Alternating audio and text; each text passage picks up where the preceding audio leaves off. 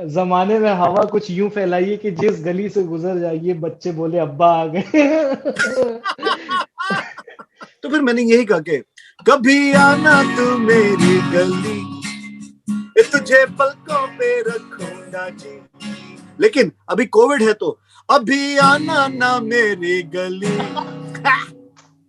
Virus से जो बचना है जी। बिंदिया लगाती तो कांपती थी पलकें मायरी।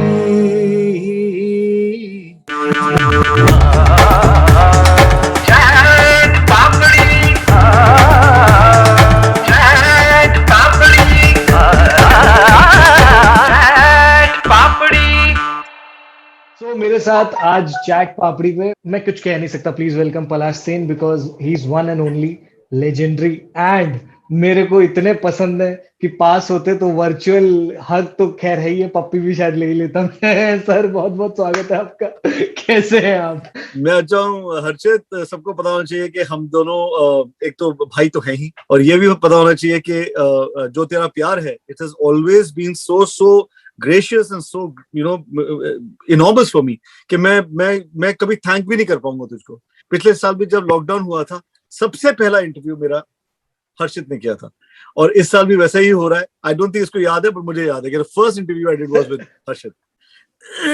मैं मुझे याद नहीं होगा, मैंने आपको स्टोरी भी बताई थी, मैं फिर से बता देता हूँ सबको। So it was Scorpio club Lucknow, और एक बैंड परफॉर्मेंस हो रही थी यूफोरिया की, और मुझे पता है कि मेरा दोस्त मुझसे कहता है चलेगा क्या, मैंने कहा टिकट से तेरे पास, तो कहता नहीं दीवार फांदनी है, मैंने कहा ठीक है। मैं दीवार फांदी और मेरे यहाँ पे 2 स्क्रैच है, लेकिन जब सामने एक मैंने मैजिकल परफॉर्मेंस देखी, it was euphoric and it was actually ऐसा था कि वो सीड जो है ना मेरे अंदर म्यूजिक का आपने डाला है, तो all credit goes to you sir. इतने साल हो गए हम एक दूसरे को जानते हैं, बट मुझे ऐसा लगता है कि हर बार जब भी हर्षित से बात करता हूं, लगता है आज पहली बार करूंगा, और इससे अच्छी बात कभी होगी ही नहीं, वो तो मैं जानता ही। वो ऐसा हो जाता ना कि मोहब्बत ऐसी है, और प्लस उसके अलावा हम लोग क्योंकि लखनऊ से बिलोंग करते हैं। कितने साल थे आप? थोड़ा प्लीज अपनी जर्नी के बारे में बताइए ना। मेरी जो दादी है ना, शी इज फ्रॉम लखनऊ। मेरा मेरा जो जन्म है वो स्थल मेरा लखनऊ है, बिकॉज मेरे पापा माँ दोनों केजीएमसी में पढ़ते थे। Like my grandfather, like my पापा, लाइक माई चाचा, like my mother and now my brother, all from KGMC. मैं खुद केजीएमसी से नहीं हूँ, बट मैं वहां पे पैदा हुआ था, क्वीन मेरीज हॉस्पिटल में पैदा हुआ था। तो मेरा ये सही में ही कनेक्शन है। पैदा हुआ था? मतलब सही में कुछ पैदा साल से जुदा हो गए, लेकिन पैदा एक ही जगह हुए थे। तो मैं पैदा हुआ क्वीन मेरीज में, और मेरी माँ और पापा दोनों वहीं मिले, वहीं उनको एक दूसरे से प्यार हुआ, और फिर वहीं उनकी शादी हुई। और मेरी जो कहानी है वो लखनऊ से ही शुरू होती है। जो लखनऊ जो शहर है, तो अब तो क्वीन मेरीज में पैदा हुआ है, तो 100% मेरा भाई है, so there's no problem।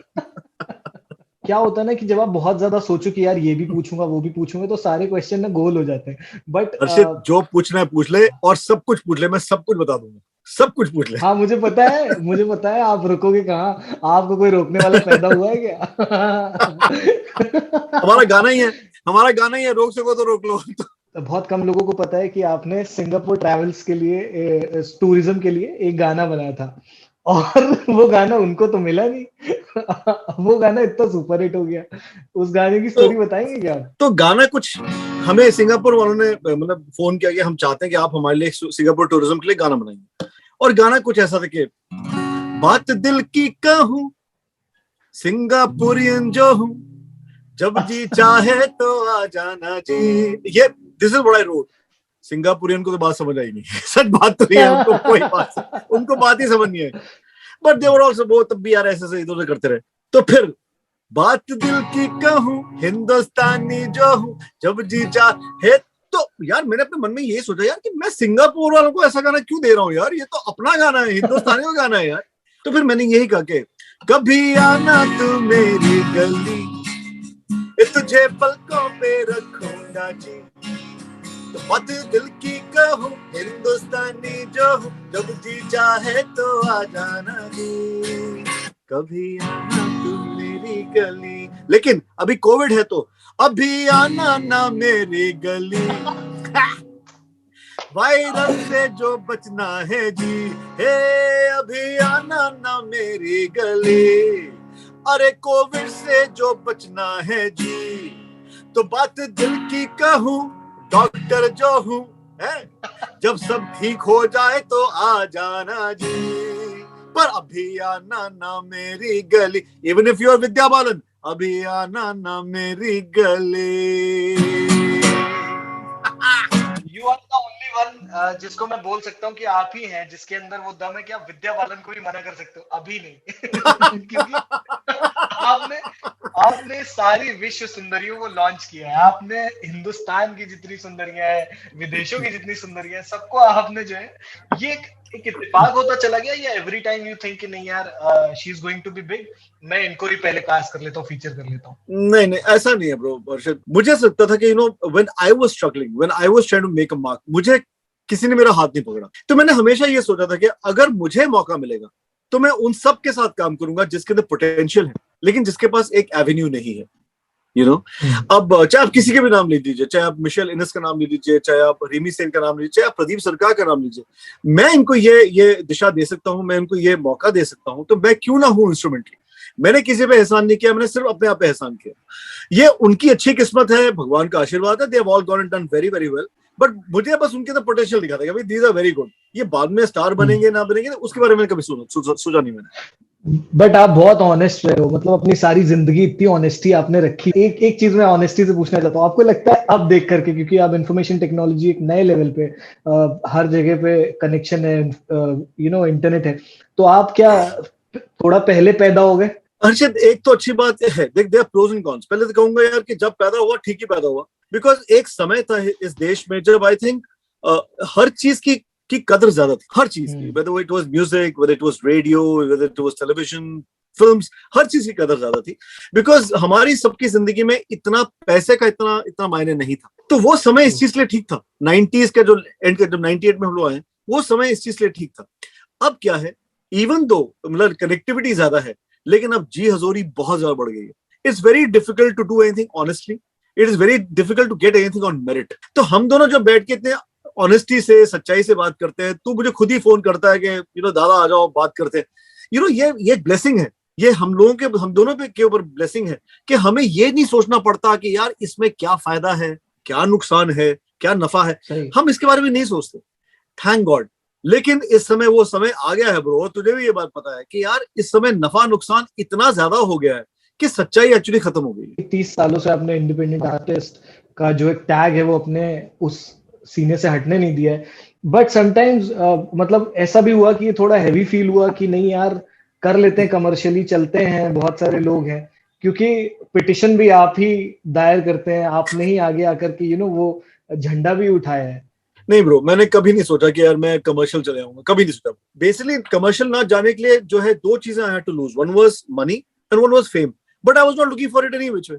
मैं तो उसके लिए मैं तो इसमें आया ही नहीं यार, मैं तो डॉक्टर हूँ, पढ़ा लिखा इंसान हूँ मुझे। और अगर सच बता रहा हूँ हर्षद, अगर पैसे ही कमाना होता तो डॉक्टरी से अच्छा क्या पेशा है, लोगों की तक एक अलग तरह का म्यूजिक पहुंचा सकता हूँ।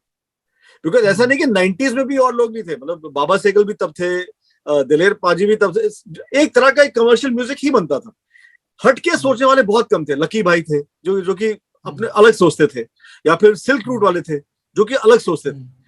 तो मैंने भी ये सोचा कि मेरी भी एक अलग सोच है, अलग तरीके से मैं इस चीज को प्रेजेंट कर सकता हूँ, तो मैं इसी तरह से इसको प्रेजेंट करूंगा। और मेरी माँ कहती है कि देने वाले जो है वो चैन से सोते हैं, लेने वाले चैन से जी सकते हैं, पर देने वाले चैन से सो जाते हैं। बट आपने मायरी अभी रिसेंटली अपने यूट्यूब चैनल पे फिर से डाला, बट बहुत कम लोगों को इसके बारे में पता है कि वो एक माँ का इमोशन है, लोग उसको रोमांटिसाइज करते हैं और बहुत सारी चीजें करते हैं, बट उसके पीछे की स्टोरी बहुत कम लोगों को पता है। सो अब क्या है कि मेरी माँ, हम लोग जम्मू में, मेरी माँ जम्मू कश्मीर को बिलोंग करती है, तो डोगरी में जो वहां की लैंग्वेज है, वहां पे माँ को प्यार से माए बुलाती है, और भी प्यार से मायरी।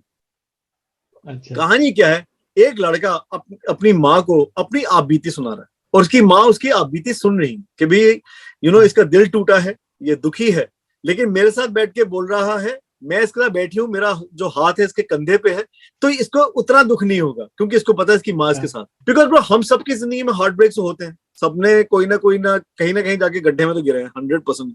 ऐसा कोई नहीं होता कि जो कि पहली बार में सिकंदर बन जाता है, सबके सब। मैंने तो आपके प्रति प्रेम दिखा के ना अपनी एक्स से जो है गिटार गिफ्ट ले लिया था, उसके बाद उसने मुझे छोड़ा। तेरा फायदा तो हुआ, बहुतों को तो फायदा भी नहीं होता, खाया पिया कुछ नहीं, ग्लास थोड़ा बारह आना, ये भी होता है। बट मैंने कहानी यही है कि you have these things, you have these heartbreaks in your life, you have these relationships in your life, किसको बताओगे? तो सबसे अच्छा बताने वाला तो तुम्हारा सबसे अच्छा दोस्त है। सबसे अच्छा दोस्त कौन है? तुम्हारी माँ है। That's the story. उसको प्रदीप दा ने जब उसको बनाया, प्रदीप सरकार ने जब उसको म्यूजिक वीडियो में बनाया, तो कहानी वैसी थी कि लड़की एक छोटे जगह की कहानी है, लड़की जा रही है, उसकी शादी हो गई है, और ये जो बंदा है ये उसको कभी नहीं भूलता, कभी नहीं भूलता। तो उसको एक और लड़की में भी वही लड़की नजर आती है, और इतने सालों से एक्चुअली ये गाना लोगों के पास डिफरेंट वर्जन्स में था, कहीं और था, अच्छी क्वालिटी नहीं थी। तो अब हमने सोचा कि शायद समय आ गया है कि we should put it out properly, जो कि ओरिजिनल मास्टर है, at least we should put that out. तो हमने फिर इसको अपने यूट्यूब चैनल पे डाला, और यू नो द रिएक्शन, लोग मतलब कितने खुश हैं। और हम एक और इसके साथ बताना चाहता हूँ मैं तुझे हर्षित, कि हर हफ्ते हम one of our classic hits उसको हम लोग अपने यूट्यूब चैनल पे डालेंगे। इसमें किसी ने सबसे पहला कमेंट लिखा है कि days when sleeper class was more fun than AC. जैसे मायरी में हमने ट्रेन क्यों यूज करी? My parents were doctors in the railways, जो रेलवे हॉस्पिटल है दिल्ली में, दोनों उसमें। तो मेरी जिंदगी, बचपन से मेरी जिंदगी में ट्रेन का बहुत वो था, मैं कहता हूँ प्रेजेंस था, क्योंकि पापा माँ दोनों को वो पासेस मिलते थे, हर रेलवे एम्प्लॉय को पासेस मिलते हैं। इसे पता था कि उनका लड़का बड़ा होकर के इतने बड़े बड़े कॉन्सर्ट करेगा जिसके फ्री पासेस के लिए दुनिया तरसेगी। तो वो जो कनेक्ट था मेरा ट्रेन के साथ, वो मायरी में मैं दिखा पाया, वही कुल्लड़ वाली चाय, ये सब चीजें we try to show in Mayri, और इसके अंदर एक और सीन है वेयर एक सिक्के को मैग्नेटाइज करने के लिए उस पर रखा जाता है रेलवे ट्रैक। ये भी हमने कहानियां बचपन से सुनी हुई हैं, बट ये चीज होती है कि नहीं होती है मुझे नहीं पता। We heard these stories. मैंने कह रहा है नहीं होती। कुछ चीजें ना ब्रो बनाई नहीं जाती हैं, बन जाती हैं। मायरी एक ऐसा गाना। That's true. और वो सच में इमोशन है, वो गाना नहीं है अब। So उसको गाना कहना भी मुझे लगता है उसकी डिसरिस्पेक्ट है थोड़ी सी, बट ठीक है, आप तो कर ही सकते हो, आप तो क्रिएटर हो। दुनिया पूरी बदल गई, किसी ने पैंडेमिक नहीं सोचा था, किसी ने कुछ नहीं सोचा था, एंड सो ये म्यूजिक क्रिएटर्स के लिए कितना टफ टाइम है। एंड ऑल्सो आप तो हर्षित, टाइम तो मुश्किल है, ये वक्त है मुश्किल, थाम ले हौसला तू ही मंजिल, खुद बन रास्ता तू। तो जितने भी म्यूजिशियन हैं जो कि शो से ही पैसा कमाते थे, छोटे छोटे शो से पैसे कमाते थे, वो कैसे कमाएंगे? How will they earn? So इसी वजह से मैंने वो पिटीशन शुरू की थी कि हर म्यूजिशियन के पास कोई ना कोई गारंटी होनी चाहिए from the system, because system को, जितने भी लोग हैं इस देश के, उनको खुशियां देने वाले तो हम ही है ना। अगर आपकी कोई भी खुशी का मौका होता है, आप एक म्यूजिशियन को बुलाते हो, एक सिंगर को बुलाते हो। जब प्रॉब्लम होती है तो आप सिंगर के साथ कोई नहीं खड़ा है। तो मेरा मन ये था कि लोग आए, उसको साइन करें, और कोशिश करेंगे the government it start supporting musicians को सपोर्ट मिले, कोई ना कोई एक पैकेज होना चाहिए। But more than anything else bro, मैं गाने बनाता, I make songs to make myself happy. तो लास्ट से भी मैंने जो अभी खत्म नहीं लड़ाई, अभी खत्म नहीं खुदाई, अभी खत्म नहीं हो तुम, अभी खत्म नहीं हूं मैं, अभी खत्म नहीं रोशनी, अभी खत्म नहीं दोस्ती, अभी खत्म नहीं हो तुम, अभी खत्म नहीं हूं मैं, अभी खत्म नहीं है। मैं बहुत लोगों को मैं फ्लॉन्ट करना चाहता हूँ कि इस वीडियो में मैं भी हूँ, -2 सेकंड्स के लिए, लेकिन हूँ। यस एंड तुम लोगों ने सबने सपोर्ट किया था हर्षित, और मुझे ये पता है कि वो सपोर्ट बहुत जरूरी है। लोगों को पता होना चाहिए कि people from all entertainment sides are working together, and which is why I wanted a separate music industry, कि एक अलग से म्यूजिक इंडस्ट्री होनी चाहिए, जहां जिसका the control should not be under the film industry, should not be under the labels, it should have its own control. But वो भी लोगों ने सही। और मुझे ऐसा लगता है कि अगर ये इंडिया नहीं होता और डॉक्टर पलाश सेन कहीं और पैदा हुए होते, लाइक यूएस एंड ऑल, तो मुझे लगता है आपका तो एक छोटा आइलैंड वाइलैंड होता अपना, वही चिल कर रहे होते आप। मुझे वहां लखनऊ का कार्ड दिखा करके एंट्री मिल जाती। ब्रो मेरा कोई पता नहीं, वहां जाके भी चैरिटी में ही काम कर रहा होता। बट एक बात बताइए, जब आपके हाथ से पैरासिटामोल या एक कोई एंटीबायोटिक लिखी जानी थी, तो हाथों में गिटार कहाँ से आ गया? ये ट्रांजिशन कैसे हो गया? नहीं यार, ऐसा कभी नहीं हुआ ना। पापा भी गाते थे, काका भी गाते थे, तो मतलब व्हेन आई वाज बोर्न मुझे ये तो पता ही था कि म्यूजिक तो करना ही है किसी मतलब, बट एज अ हॉबी, शौक की तरह से, बिकॉज और मैं तो डॉक्टरी ही कर रहा था, I was running my clinic. But एक समय ऐसा आ गया ब्रो कि मुझे ऐसा लगा कि ये जो म्यूजिक मैंने बना रखा है इसको बाहर आना चाहिए, विद द सेम थॉट कि एटलीस्ट कुछ अलग सा म्यूजिक होगा। एंड मैंने जो भी अपनी जद्दोजहद की और वो म्यूजिक निकाला, और उसके बाद मैंने अपने पूरे बैंड को बोल दिया, देखो यार ये म्यूजिक कोई सुनेगा तो है नहीं, तो इसके बाद हम आराम ही करेंगे, अब वापस just go back to your professions, do what you have to do.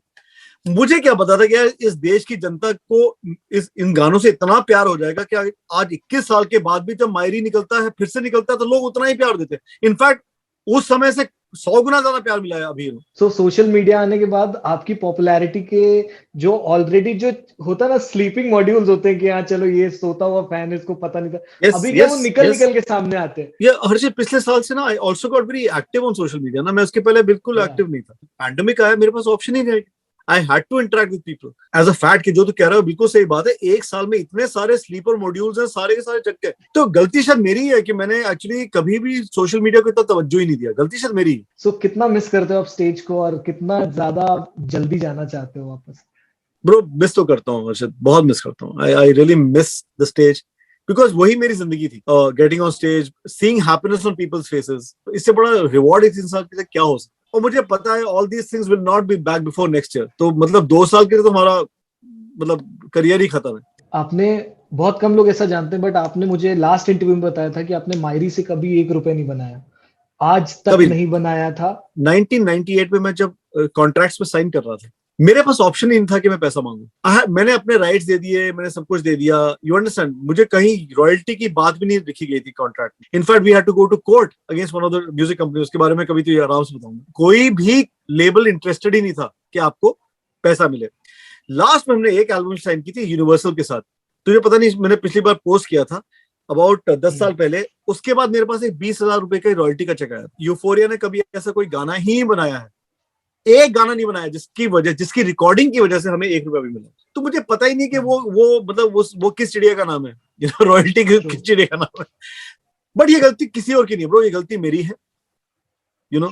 और ये मैं ही नहीं हूँ, इस समय इतने सारे सिंगर्स हैं who are signed on with labels for some unimaginable years. कोई 10 साल, कोई 15 साल, कोई 20 साल के लिए साइंड अप है। उसको अपने इनकम में से 50% देना पड़ता है, 60% देना पड़ता है, 35% देना पड़ता है। ये सबकी कहानी है, कोई बताएगा नहीं। विच इज वाई ब्रो इतने 10 साल से मैं किसी लेवल के साथ नहीं हूँ, जबकि हमने कभी म्यूजिक बनाना बंद ही नहीं किया, कभी बनाना बंद नहीं किया। But at the same time तुम जैसे ही किसी कंपनी के साथ साइन करोगे, तुम सीधे एक स्लेव बन जाओगे, और मुझे स्लेव गुलाम नहीं बनना मुझे। बट यही है ना कि डॉक्टर पलाश सेन गलत बात करते नहीं और वो किसी से डरते नहीं। आपकी कितनी गर्लफ्रेंड्स थी? मुझसे किसी ने पूछा है पूछने के लिए। ब्रो मेरे पास एग्जैक्टली एक गर्लफ्रेंड थी, वही मेरी बीवी है। मैं I found my wife when I was 18 years old, और मेरी शादी हो गई। सो यू नो मैंने कभी सोचा ही नहीं कि ये सब चीजें, मतलब मैं क्या बताऊं यार, रोमांटिक जो मेरे अंदर सारा रोमांस है, इट्स ऑलवेज इट्स आप शर्मा रहे हैं। Imaginary romance. ब्लशिंग। कभी कहा आप बोल रहे थे इंडिपेंडेंस होना चाहिए, फियरलेस होना चाहिए इंसान को, और जहां प्यार मोहब्बत की बात आई आपके गालों में रसगुल्ले आ रहे हैं छोटे छोटे। क्या बोलूं यार। अब यार तू हरजी तुम्हें यार, तू मुझे तू एम्बैरस कर रहा है, छोड़ दे। सो एक पूछ रही है, संगीता कुमारी जी पूछ रही है कि एक तरफा का पार्ट 2 कब आएगा? ब्रो जैसे ही एक प्रोड्यूसर मिल जाएगा जो कि पैसा खर्च करने के लिए तैयार होगा, जरूर आ जाएगा। आद्या शर्मा पूछती हैं कि आपके ही सॉन्ग्स में से आपका फेवरेट कौन सा है? नॉट पॉसिबल ब्रो, सारे फेवरेट है, मतलब सारे खुद ही बनाए, कहाँ से फेवरेट हो गए ना। बट मुझे ऐसा लगता है कि हमारा सबसे जो जरूरी गाना है वो है हे यार मेरी धड़कन नारे, क्योंकि ये नहीं होता तो कुछ भी नहीं होता। चांद के हैं संग सितारे, साथ रहते हैं वो सारे बन किनारे, खिल खिलाती है वो नदियाँ, नदियाँ में है कि नैया, नैया का मैं हूँ कि भैया, क्यों अकेला रे। अब अभी सबका क्या तेरा मेरा हाथ, और मेरी मैं तुम्हारा, छोटा सा संसार हमारा, आगे जाने राम क्या होगा। कहता है जो कहे जमाना, तेरा मेरा प्यार पुराना, आगे जाने राम क्या होगा। क्या बात, क्या बात है। आस्था गुप्ता पूछती है, when do we expect a bombastic comeback? Do you believe in comebacks मतलब हम गए कब थे? मुझे तो एग्जैक्टली मैं कहाँ गया हूँ कि मैं, अरे एक चीज बता हर्षित, तेरे सारे लिसनर लड़कियां ही हैं क्या? नहीं नहीं भाई, लड़के भी हैं। तू मुझे क्वेश्चन पूछ रहा था, अब तू पहले अपना आंसर दे मुझे यार। भाई मैं तो मतलब इतना सिंगल चल रहा हूँ, पहाड़ पे जाके आई लव यू बोलता हूँ, उधर से आई हैव अ बॉयफ्रेंड आवाज आती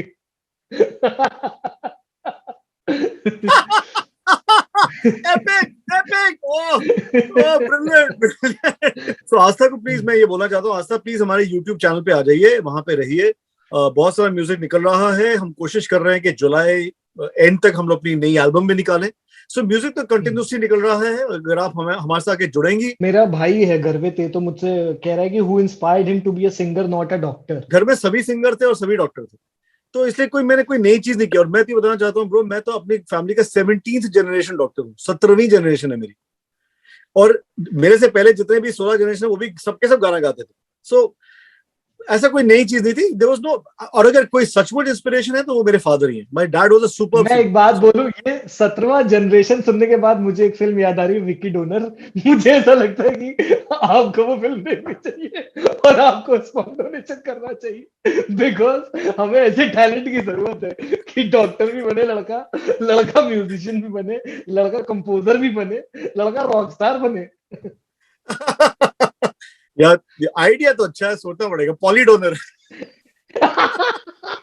पॉली ज्ञान बहुत ही पॉली डोनर। बट चक्कर तो क्या है, पॉली पॉली ज्ञान पॉली डोनर के बाद पॉली पापा बन जाओगे सबका। जमाने में हवा कुछ यूं फैलाइए कि जिस गली से गुजर जाइए बच्चे बोले अब्बा आ गए। कुछ ऐसा हो जाएगा फिर।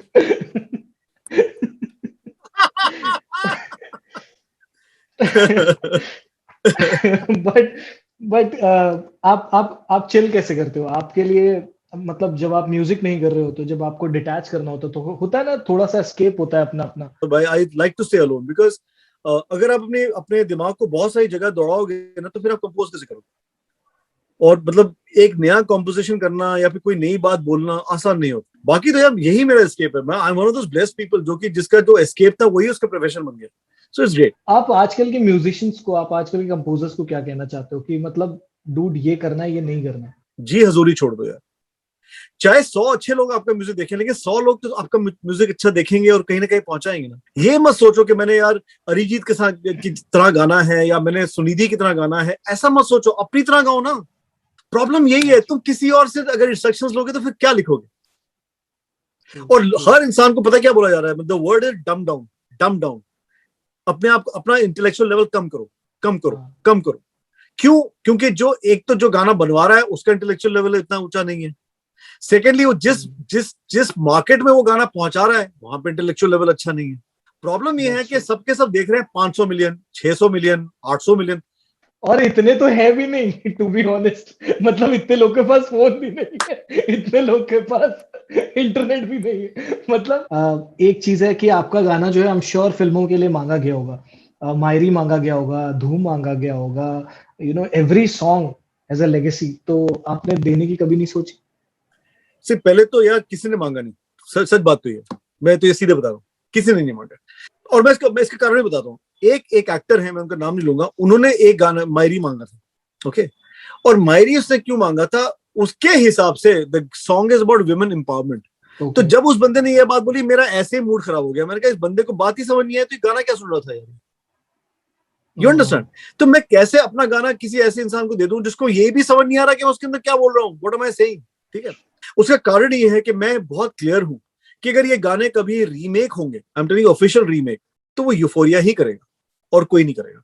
ये हमारा बच्चा है, हम ही इसको पाल पोस के बड़ा करेंगे। और बहुत बड़ा हो गया है अब तो, मतलब अपनी जवानी में आ गया यूफोरिया। सो अगर आप कुछ सुनाना चाहें तो आप सुना सकते हैं।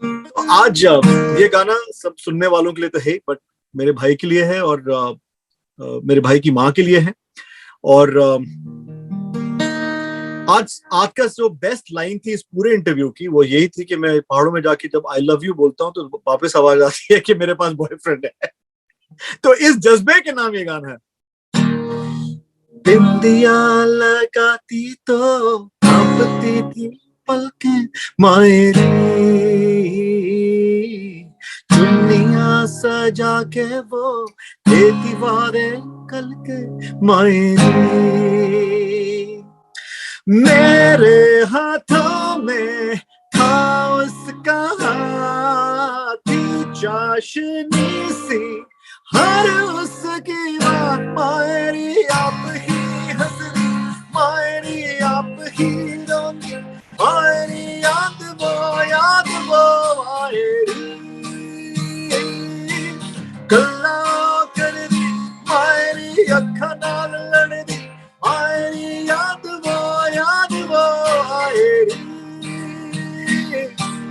भूल गई मेरा प्यार माए बस लगे महीने मायरी याद वो आए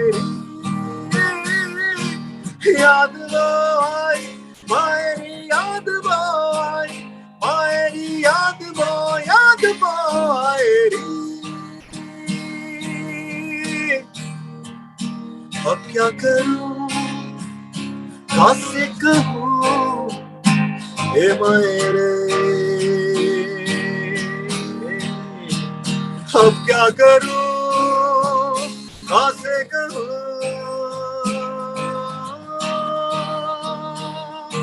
तो जिस तरह से मैं अपने सारे कॉन्सर्ट्स को खत्म करता हूं, आज स्पेशली इस इंटरव्यू को भी मैं वैसे ही खत्म करूंगा। So thank you bro, thank you Harshit first of all, thank you for being my brother, thank you for giving me so much of respect and thank you for listening to all my words. फिर उन सब सुनने वालों को जो चाट पापड़ी पे आते हैं, सुनते हैं, मजा लेते हैं, और उन सब लड़कियों को जो कि हर्षित को बोलती है कि उनके पास बॉयफ्रेंड है, और वो सारे तमाम सुनने वालों को जिन्होंने यूफोरिया को इतने साल इतना प्यार दिया है। Mayri forever, euphoria forever, Hindustan forever.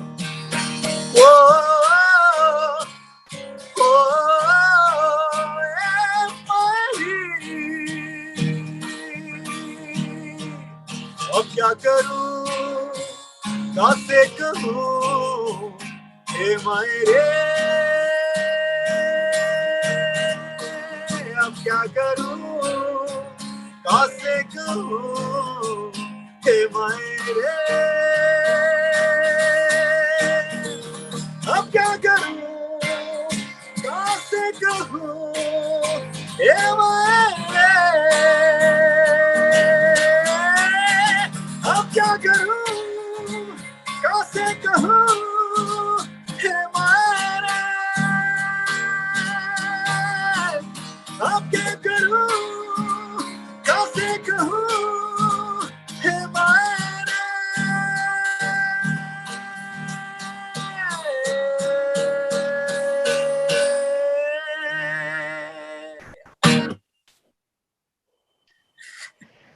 Goosebumps हो गए मुझे। और एक चीज मैं आपसे कहना चाहता हूँ, दुनिया अपने घर वालों के लिए मेहनत करती है, दुनिया अपने लिए मेहनत करती है, दुनिया अपने बच्चों के लिए मेहनत करती है, दुनिया अपनी एग्जिस्टेंस के लिए मेहनत करती है, बट आप म्यूजिक के लिए मेहनत कर रहे हैं और ये अमर हो चुका है। ये बात लेजिट है।